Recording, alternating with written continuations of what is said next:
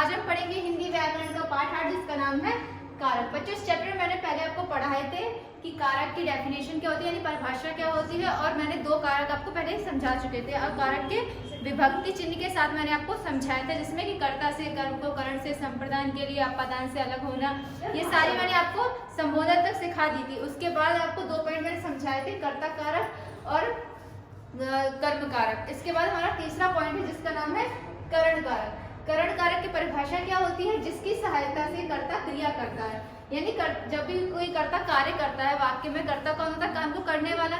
जब भी कर्ता कार्य करता है तो वो किसी की सहायता से करता होगा, तो उसे क्या बोलते हैं? उसे क्या बोलते हैं? करण कारक बोलते हैं। कौन सा कारक बोलते हैं? करण कारक। जैसे माँ बच्चों से बात कर रही है, माँ किससे बात कर रही है? बच्चों से। अगर बच्चे नहीं होगी तो माँ किससे बात करेगी? तो यानी माँ को बात करने के लिए एक सहायता चाहिए, नहीं एक सहायता यानी किसी के लिए कर रही है, तो किसके लिए? बच्चों से कर रही है। तो माँ किससे बात कर रही है? माँ बच्चों से बात कर रही है, यानी जिसकी सहायता से कर्ता क्रिया करता है। तो जो करता है वो कौन है? माँ है। और वो किसकी सहायता से कर रही है? बच्चों की सहायता से, क्योंकि वो बच्चों से ही बात कर रही है। इसके बाद हमारा चौथा पॉइंट आता है। चौथा पॉइंट हमारा संप्रदान कारक। संप्रदान कारक क्या होते हैं हमारे? कर्ता जिसके लिए कुछ काम करता है, कर्ता जिसके लिए, यानी कर्ता जो कर्म करता है वो किसी के लिए करता होगा, उसका उद्देश्य क्या है? तो कर्ता जिसके लिए जो काम करता है उसे क्या बोलते हैं, या कुछ देता है, उसे संप्रदान कारक कहते हैं। यानी संप्रदान कारक में क्या होता है? देने का भाव होता है। किसी को हम कुछ देते हैं तो वो एक भाव के साथ देते हैं, तो यानी जिसमें हमें भाव पता चलता है देने का, वो क्या होता है? संप्रदान कारक होता है। कैसे? जैसे अध्यापिका बच्चों को के लिए खिलौने लाई, तो अध्यापिका क्या है? खिलौने लाई किसके लिए? बच्चों के लिए। तो इसमें क्या पता चल रहा है? कर्ता कौन है? अध्यापिका। इसमें कर्ता को देने का भाव पता चल रहा है कि बच्चों को देने का भाव, यानी खिलौने किसको दे रही है? बच्चों को।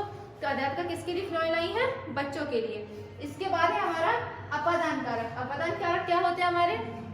संज्ञा के जिस रूप से, संज्ञा के जिस शब्द से अलग होने का, तुलना करने का या डरने का भाव पता चलता है, उसे अपादान कारक कहते हैं। जैसे स्टेशन से गाड़ी चली गई। अपादान कारक में क्या होता है? से का उपयोग तो करते हैं, लेकिन 2 तरह से करते हैं, किसी से डरने के लिए या किसी की तुलना करने के लिए, या किसी चीज से अलग होने के लिए। तो इसमें क्या है? जैसे स्टेशन से गाड़ी चली गई, गाड़ी कहाँ से गई? स्टेशन से। तो स्टेशन से गाड़ी अलग हो गई। इसी प्रकार डर का भाव, जैसे मुझे सांप से डर लगता है, तो इसमें डर का भाव पता चला। से क्या होता है? इसका विभक्ति चिन्ह होता है। तो स्टेशन से गाड़ी चली गई। तो अपादान कारक आपको समझ में होगा। इसको 3 कंडीशन उपयोग करते हैं। एक होता है डर के लिए, तुलना करने के लिए, और किसी चीज से अलग होने के लिए। इसके बाद आता है संबंध कारक। संबंध कारक किसे कहते हैं?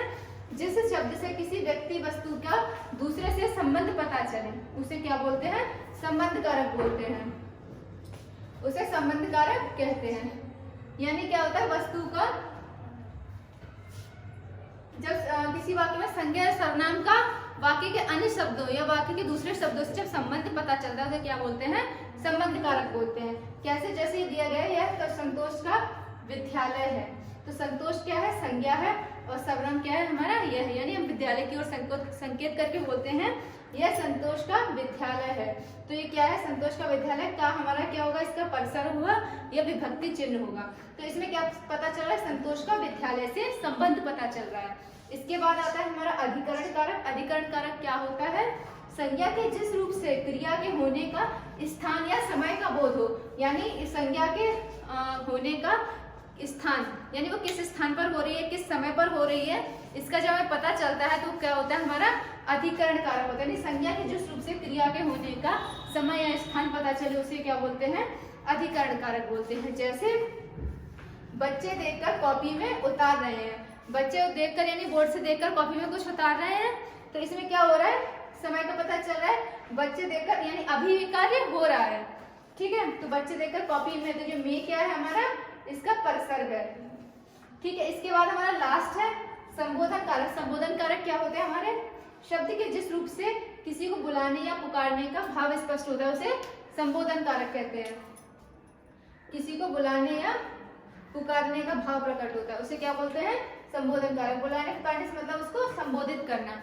किसी को बुलाने या पुकारने का भाव होता है, उसे हम संबोधन कारक बोलते हैं। जैसे हम किसी को बोलते हैं ना, संबोधित करते हैं, हे ईश्वर मेरी मनोकामना पूरी कर दो, तो हम ईश्वर को संबोधित कर रहे हैं या पुकार रहे हैं। तो ये क्या होता है? संबोधन कारक का एक उदाहरण होता है। इसके बाद जैसे दिया गया है, इसको हम सावधानी और चेतावनी, यानी किसी को चेतावनी देने या सावधानी देने के लिए भी हम संबोधन कारक का उपयोग करते हैं कैसे, जैसे इसमें दिया गया है, अरे श्याम उस लड़के को बुलाओ। ये क्या है, हम इसको एक तरह से संबोधित करके उसको बोल रहे हैं, अरे श्याम जो लड़का जा रहा है उसको बुलाओ। तो ये क्या होते हैं, हमारे संबोधन कारक के उदाहरण होते हैं। तो बच्चों आई होप आपको ये कारक चिन्ह वाला चैप्टर आपको समझ में आया होगा।